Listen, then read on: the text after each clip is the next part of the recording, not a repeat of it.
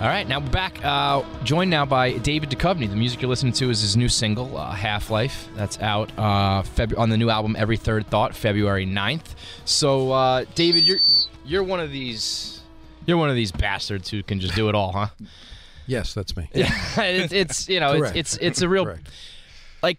Fuck you to guys like you, where it's just I like, oh, totally okay, so agree. you do everything, huh? Fuck me. Yeah, it's like, leave a little bit more for the rest of us, I okay? agree, totally. You know, I don't know what's wrong with me. So I'm going to be good looking and a good actor, and hey, guess what? I can sing and put out a new album as well. Fuck him.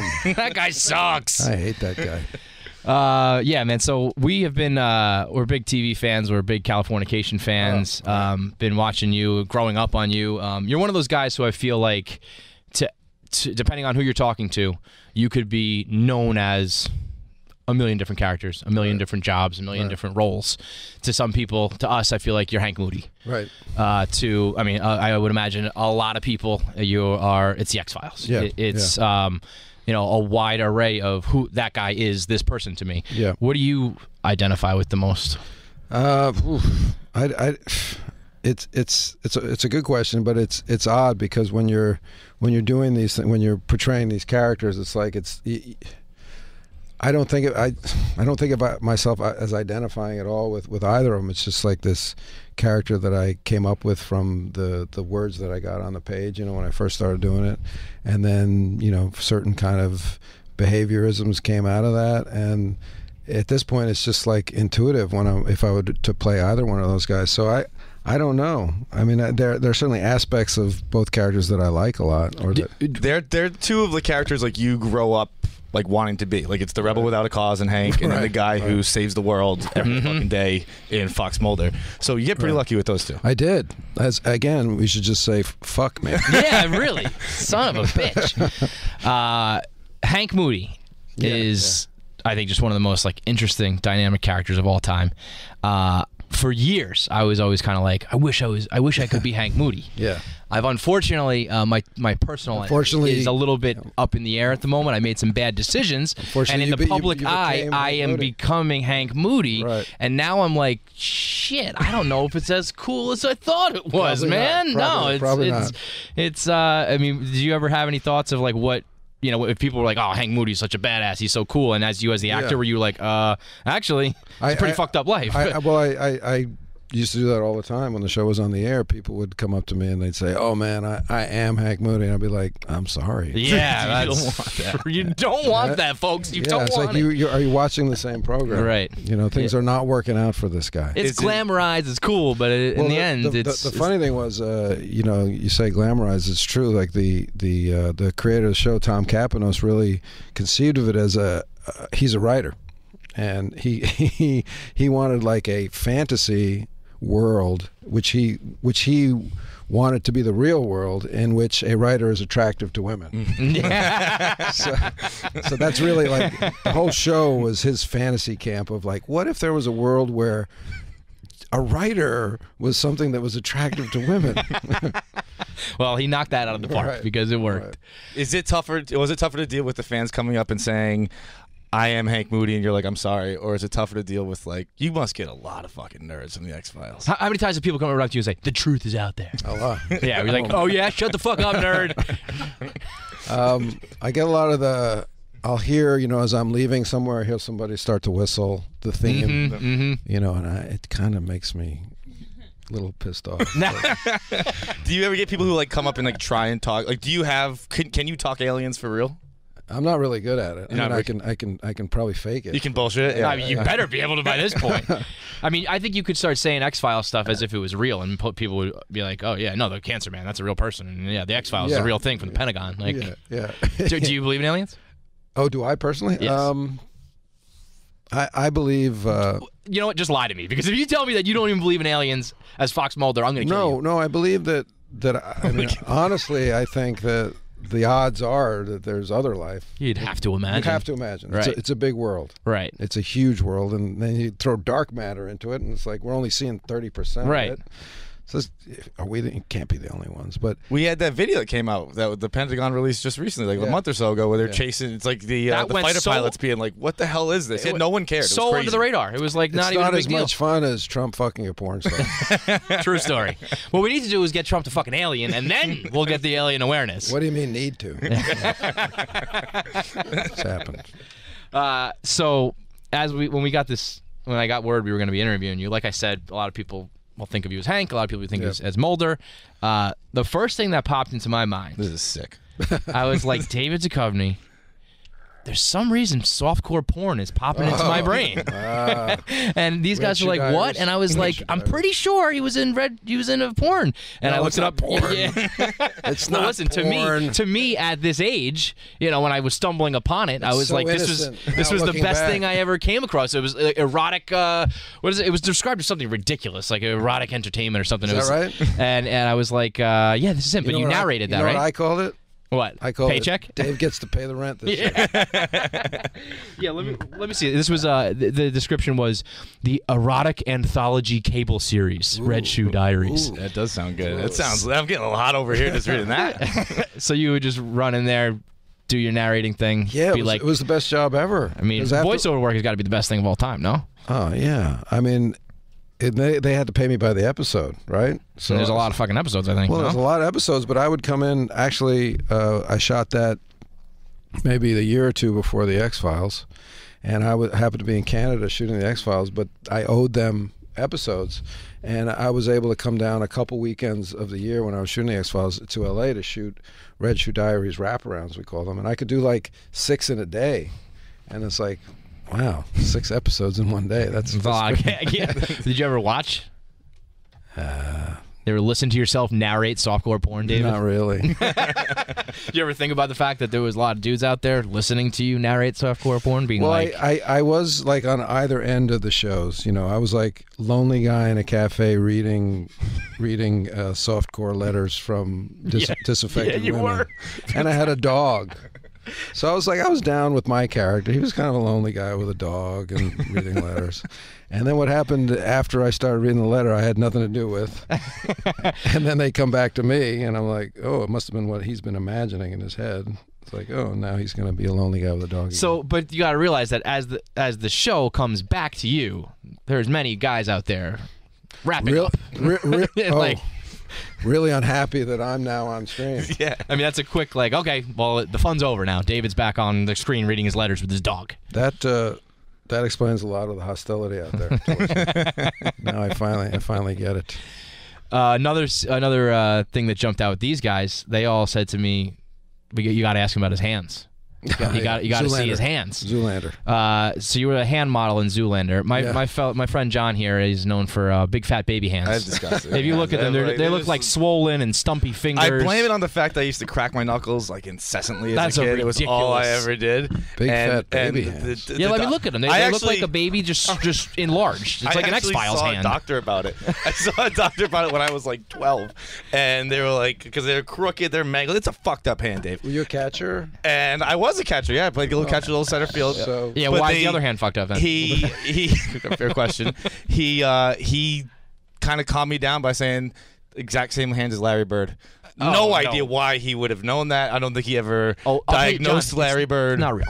That's what you say to kids with fat hands. And then I'd get made fun of all the time. I'd be like, you don't even understand. Larry Bird has these hands. I want to be in the NBA one day. Larry Bird hands. No. You got nice hands? They're fine. They're not. I'm not a hand model for sure.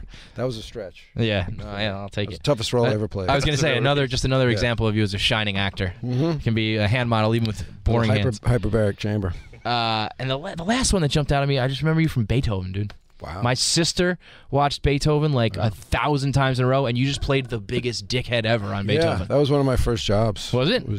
And that's where I met Bonnie Hunt, who I did Return to Me with. And never know who you're going to meet when you're doing like some dumb dog movie and all that. Oh, hang on here. I mean, I love it. Don't get me wrong. I watched Beethoven more than both you guys combined. Okay? Probably. But it was exciting. I got to see Beethoven in the theater. It was like one of the first movies I did that actually came out in a lot of theaters. And I remember going on the 3rd Street Promenade in Santa Monica back in the day and like, oh, there I am. I'm not reading porn scripts anymore. I made it to the big screen. Exactly. When we sat down, you said we were going to talk a little sports. New York sports. Yeah. You're from New York. Yeah. What's up with them? True. They're not very good. Well, the Yankees look good. Where do you fall? Where do you align? Yankees. See, Yankees, Giants? I actually, when I was growing up, because I grew up in Yankees, Boston. Jets? See, that's your one. I call you people gypsies. You don't make sense. when you're Mets, Giants, or Yankees, Jets, it makes no sense. I hated the Mets growing up. I think I don't hate them now. Well, there's not much to really hate. I didn't care about the Giants growing up. I'll root for the Giants. I'm pretty. So do you have I'm a any Knicks stake fan. in the Super Bowl? Like Not really. as an Not Eagles really. or Boston? Not Nah. Well, I mean, you got to root against the Patriots with all of your heart, like the rest of us. I don't, because I just heard in the last interview I did that Tom Brady's a big X-Files fan. So now I'm. You son of a bitch. That's the way That's it goes. fair. That absolutely is the way it goes. If I found out that Tom Brady listened to my podcast, Right. I'd be like, "Let's go, Pats!" I would flip so fucking quick it would make your head spin. You said you're a Knicks fan, though. Yeah. That's where you're a basketball guy. That's like your true. Yeah, we've been passion. rebuilding for the last 40 years. Rebuilding in the least efficient. Just you wait. Just you wait. I always say that, like, the football town split apart, baseball town split apart. The Knicks is the one place where the whole city comes together, and it's the one franchise that never puts it together. And It's been a while. the day they do, though, man, I mean, the city is like a different place. These guys all came down from Boston, Dude, and that's I'm what like, everyone I said. promise It's a basketball town. How I do you know. know? Well, It do hasn't been like do in you your whole remember, life. Were you here for Linsanity?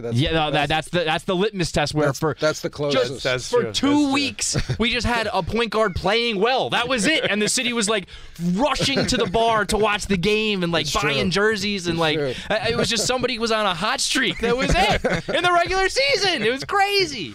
So, God, if that team can ever put it together. Yeah. And so now you're onto this the music career. How long have you been doing that? I mean, obviously you've had music in your life, but like No, not a long time. just picked it Just up. picked it Just up. grab a guitar and a mic, and all of a sudden I'm fucking good at that too. Yeah. Dude, the last time we were in here, we sat down. We were with Nikolai Coster-Waldau, Jamie Lannister, and he's kind of the same deal as you, where he's like, yeah, I play a little piano, I act. Who's that? Nikolai Coster-Waldau, Jamie Lannister from Game of Thrones. Okay. And he does Greenpeace, and he's on the same level of you. And I haven't had that disdain since I sat down with him, and now I'm feeling it again for you. Yeah, you disdain. can't be good at Yeah, have you ever everything. also like saved babies from a burning building and like you can cure cancer too? What else we got here, pal? I'm working on it. The music is like kind of a passion project. I mean, Yeah. at this point you're set, Yeah. you're famous, you're good. Yeah. But this is your new. It was I just guess- another way to kind of express things that I wanted to express. It was really it started off as a very personal. It wasn't a project. It was just like me writing songs for me, and then it was me working on songs with a buddy, recording them for me, and then it was me making an album, with other musicians, and then I was now people are going to really hear this. And then That's you're This getting kind of worse. sounds This is like more how, annoying. how George Clooney accidentally became a billionaire. Just gonna Like, say, yeah, I I'm just just like making tequila. for Yeah. me, and then Oh, is that what he said? And Yeah. I decided to sell it, and now it's worth $1 billion. It's like, oh, Maybe people. Yeah. Oh, I can make money off this. People will pay for it. Tequila. That's Tequila. Yeah, but tequila's a good idea. What's your drink of choice? I like tequila. You're a tequila guy? Yeah, I like it. Well, I would encourage you to start one because apparently that's a You booming throw a business. Hank Moody label on there? Oh true. my God! You kidding me? Come on. You should sell We're all cutting. sorts of Fuck Hank that. Moody You're out. stuff. You're out. Yeah. Yeah. We We're doing get at least 50% of that when you do it. That's a good idea. Hank Moody tequila would be. Yeah. I mean, I could use it right now. Like I said, Me too. could be drowning. Where originally in New York are you from? 11th Street and 2nd Avenue. And you still? I mean, you went out west for a while, I'm sure, but. Yep. I love Los Angeles. Yeah, too. so a lot of people leave New York, they go out west, and they go soft. Yeah, I went. Did you go soft? Sure. As you should. Yeah. As you should. Absolutely. We work with Michael Rappaport, and we bust his balls about it a lot, and he Yeah. always kind of fights it. He's always kind of like, no, fuck you, I'm still New York. And I'm like, why? Dude, you were I just would- drinking a matcha on your way back from yoga. yeah. You're in New Literally, York. that's what you were just doing. You went soft, man. I feel like people have pride. The winters are tougher. Yeah. It's like, this place sucks. I'm like bitter and jaded and angry all the time. I don't want to be New York. I would love to go be SoCal. And the Knicks. Yeah, I mean, I guess LA sports, Pretty bad now, yeah, too. it ain't much better, so you can't really jump on that bandwagon at all. No. Los Angeles Rams had a little bit of Yeah, beer. that's true. A little bit. Do you feel any like LA sports vibe out there? Or do you just, I mean, you go out there and you do it your was work. fun. It was fun when they had Shaq and Kobe. I mean, it was great. It was great to go So okay. Great to go watch. So were you sitting courtside watching those Sure, two? yeah. So whichever way the wind blows, that's where David's going. That's exactly right. I had there was a picture. I was at a game. I think it was Portland. It was a playoff game, and Lakers were up big by 30 in the fourth quarter. So the guy sitting next to me, so the Laker bench was to the left, and I was here under the basket, and the guy sitting next to me, who I think might have been Glenn Fry from the Eagles, and I can't remember, but it might have been Glenn Fry. I know it sounds like a very Hollywood story. Yeah, really. So anyway, Larry David tripped over my foot, and so Glenn Fry, I think it was, had left. So there was this courtside seat open, and they took Shaq out of the game with 8 minutes to go because it was over. And Shaq, instead of going to the bench, sat next to me, and everybody's laughing. And what's up, Diesel? Yeah. And then in the paper the next day there was a picture, and I looked so small next to him. I looked like his ventriloquist puppet. And I still have that picture. It's a great picture of me and Shaq. We went to we had a meeting at Reebok a couple weeks ago, a couple months ago, and they have a Hall of Fame, I guess, of sorts of his shoes. I mean, they're a fucking joke. It was the most absurd thing. It was a forearm. It was my entire. I actually thought it was like a prop. I was like, all right, where's his real shoe? I mean, you could sleep inside that thing. But he made those guys look small. You're right. I mean, he's big on a whole other level. Yeah, he was. You see, Barkley and Shaq stood next to The Rock. Yeah, The Rock looks tiny. Right. I mean, The Rock's a freak. Yeah. Are you a fan? Do you watch TV? Watch movies? Yeah, what are you a fan of?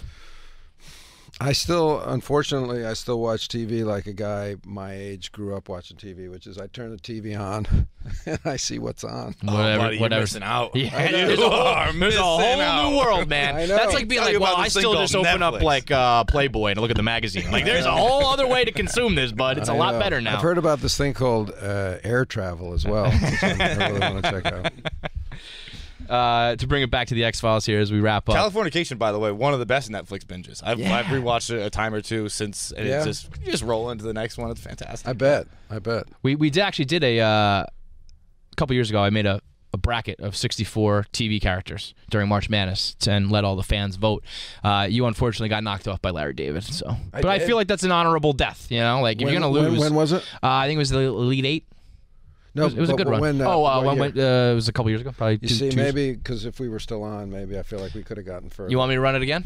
No, because we're not on. I want you to time travel. Well, you got X-Files back up again, so. Yeah, but it's a different character. Elite Eight, I'll take that. Yeah, no, it was definitely a good run. There's no shame losing to Larry David. When the chance to do X-Files came back up again, sure. I feel like that's kind of the reboot, the remake. It's kind of been in vogue recently. Yeah. Was that something you were hesitant to do? Kind of like I want to leave it as is, or you were let's go? I think when I first left the show, I was afraid of being typecast a little bit, or that being the only thing I was going to do. But being able to do Californication and do other things, even doing music and writing, I felt like, well, it's just not. That doesn't feel like. I'm not that worried about it. It's not like you were a one-trick pony, going back to a crutch. It was just like a reprisal of a fun role. I felt like I was a few-trick pony going back to. Yeah, you're a pony. you're like a full horse at this point, to be honest. Would you have been resentful? I have a problem with people who are very resentful of their character that made it, or if you're a band that's sick of playing the hit. It's I get it. Of course, I understand. You think you can do more, but that's what made you your money. That's what made you your fame. That's what made you this cushy SoCal life. Right. But you think had you not been able, yeah, exactly. Next to Glenn Fry. I'm not sitting next to Shaq without the X-Files. That's for sure. Do you think though that had you not been able to do Hank Moody and whatnot, you would have been a little more? I had my moments probably, but I just think people. I think most of those people that you would talk to as they mature, they get over it. You to appreciate it, kind I of. see that. Yeah. I mean, what was it? Leonard Nimoy. He had that book, I'm Not Spock, Yeah. and then he published I Am Spock, right? Right. Eventually, you come around. Eventually, well, people love what they love, and who am I to rain on their parade? Absolutely. Yeah. And again, it's you're living a life that many people would love because of that. So. Yeah. Well, I guess we'll wrap up here. I guess I want to ask you, as a guy who was Hank Moody, talking to a guy who, like I said, is unfortunately finding himself as Hank Moody. What would Hank Moody do? What? Give me a piece of advice here. You just tell the truth, always. Just tell the truth and let the chips fall where they may. That was some good fucking advice right there. And that's comedy. Yeah. All right. I'll tell the truth. The truth is out there. See, that's how you wrap it all up. The X-Files. Thanks, movie. It's all comes together. All right. Thank you very much, David. Really appreciate it. Anytime you want to talk. Thank you. Thanks.